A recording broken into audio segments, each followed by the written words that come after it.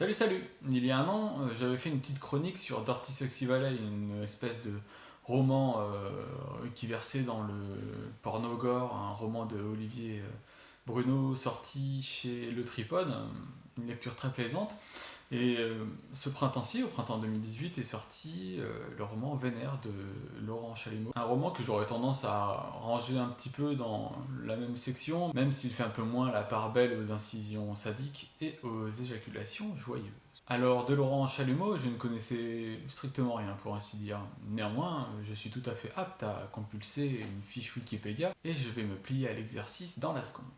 La légende raconte qu'à l'origine, Laurent Chalumeau s'appelait en réalité Maurice, qu'il avait un meilleur ami, Eugène, qui était un petit être chuintant et dyslexique, qui passait le prendre tous les matins pour aller à l'école, et ce faisant, il utilisait toujours de la contraction de son prénom, et pour le saluer, il disait Chalumeau.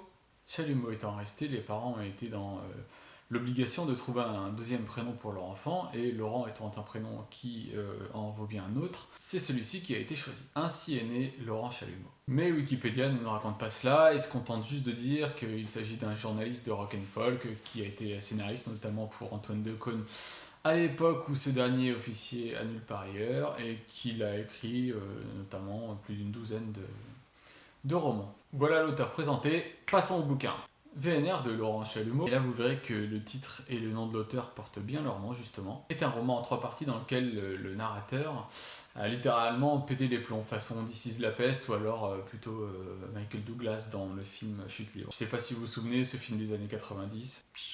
Sans emploi, quitté par sa femme, méprisé par ses enfants, le bonhomme en question n'a plus rien à perdre, et quand on n'a plus rien à perdre, on n'a plus rien à perdre. Donc ce type a un peu les nerfs. Il avait une vie qui allait plutôt bien, un job pas foufou mais qui permet de régler les factures, une femme aimante qui lui prodiguait sa petite dose de choses salaces. Bref, tout allait plutôt le mieux dans le meilleur des mondes. Oui, mais tout cela a très vite volé en éclats. Il a perdu dans la foulée son job même en un sens, puisque sa femme s'est barrée et avec elle toutes les choses un petit peu coquines qu'elle pouvait lui faire. Ajoutez à cela le cadre familial qui vole en éclats, et là, rien ne va plus. Alors le type, il a beau être de bonne composition, il n'empêche qu'il est quand même un peu remonté, et il n'a qu'une chose en tête, c'est la vengeance. Se venger, c'est bien beau, mais contre qui et contre quoi? Vu qu'il y a tout un maillage de choses et toute une galerie de personnages qui sont en un sens responsables du délitement de sa situation, le narrateur va choisir avec méticulosité les personnes auprès desquelles il décide de s'en prendre. Ainsi, dans un premier lieu, il va se charger de l'ancien boss de sa femme, qui pratiquait du harcèlement sexuel envers celle-ci. L'homme politique qui a fanfaronné lors de la délocalisation de son entreprise, mais qui n'a rien foutu, en mode de Rugy, Montebourg, enfin ce que tu veux quoi. Et enfin, la psy de sa femme, un peu féministe on va dire, qui a amené cette dernière à s'émanciper et par extension on dit, à quitter son mari. La force première de ce livre, c'est son ton. On a là l'utilisation d'un langage parlé, somme toute, assez conventionnel, quoique dans ce ton, il y a une espèce de gouaille, quelque chose un peu argotique, qui est tout à fait plaisant à la lecture, et qui rend la chose assez humoristique, forcément. Un ton avec pas mal de panache, et du panache, il en faut pour ce type de narration, car on sait que ces livres, en général, s'usent assez rapidement au fil de la lecture. On a tendance un petit peu à saturer vite, enfin moi je sais que je parle pour moi, et quand c'est vraiment du langage parlé un peu brut de décoffrage, ça peut vite atteindre sa limite. D'ailleurs, les écrivains ne s'y trompent guère, puisqu'ils, sur ce type de narration, ils utilisent en général des formats relativement courts, et c'est le cas pour ce roman vu qu'il n'excède pas les 170 pages. On a donc des saillies avec, comme je l'ai dit, un peu d'argot, des expressions très contemporaines, et puis même des tournures de phrases un peu erronées, quoi, des erreurs grammaticales qui sont pleinement voulues, même si il me semble que j'ai noté quelques fautes d'orthographe qui pour le coup ne me semblent pas volontaires. Mais bon, c'est un détail, on s'en fout.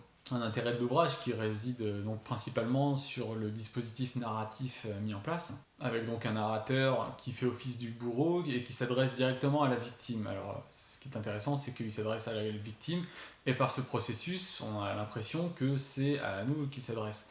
si bien qu'on a presque l'impression de sentir le bâillon sur nos lèvres, entre nos dents, qu'on a presque l'impression de sentir la chaise sur laquelle on est assise, les entraves qui nous empêchent de bouger, bref, on est vraiment dans la peau du séquestré. Sauf que le lecteur, lui, il a cette espèce de recul qui lui permet de jouir pleinement de la situation, vu que forcément, d'entrave, il n'en a guère. Et c'est donc avec une espèce de jouissance sadique qu'il savoure la distance qui le sépare de la victime, justement, dans un procédé qui finalement fait un peu penser à la chute d'Albert Camus dans son pur procédé narratif, parce que bon, au niveau du contenu, c'est quand même pas la même. Se venger, c'est bien beau, mais de quelle façon? Bah, la meilleure façon, on la connaît tous, hein, c'est de défoncer celui à qui on veut du mal. Donc, comme je viens de le sous-entendre, il kidnappe les personnes à qui il veut causer du tort, et en fait, il les torture. Bon, alors, on n'assiste pas à la torture implicitement. Ce qui est intéressant, c'est que il dit à la personne ce qu'il va lui faire, ou il dit à la deuxième personne ce qu'il a fait à la première, ou ce qu'il va faire à la troisième. Donc, c'est vraiment le truc que moi je trouve cool, quoi. Donc, il veut les torturer jusqu'à ce que mort s'en suive! Beau programme. Le bourreau a toutefois la grande politesse d'expliquer à ses victimes pourquoi elles sont là. Ainsi suit-on les différentes étapes de sa lente descente aux enfers. Une lecture qui se fait de façon aussi expéditive que plaisante. Un remède tout indiqué pour les gens qui sont dans des phases de je m'en foutisme littéraire. Là, ceux qui en peuvent plus de la rentrée littéraire, là, on leur dit que tout est génial, ça défonce tout. On peut leur conseiller ça parce que c'est vraiment très facile à lire, c'est cool, ça fait du bien. Et qu'est-ce que j'ai envie de dire, je crois que c'est à peu près tout. Donc si tu rentres chez toi, que t'es fatigué et qu'après une longue journée de labeur, tu t'es dit ouais, je m'en bats les reins, je veux pas lire, moi je vais allumer mon Netflix, et ben c'est ça copain, ça peut peut-être te faire du bien. Sur ces bonnes paroles, je vous dis à très bientôt, n'hésitez pas à vous abonner, à regarder les autres vidéos, j'arrête là ma propagande, on va aller faire dodo. Ciao.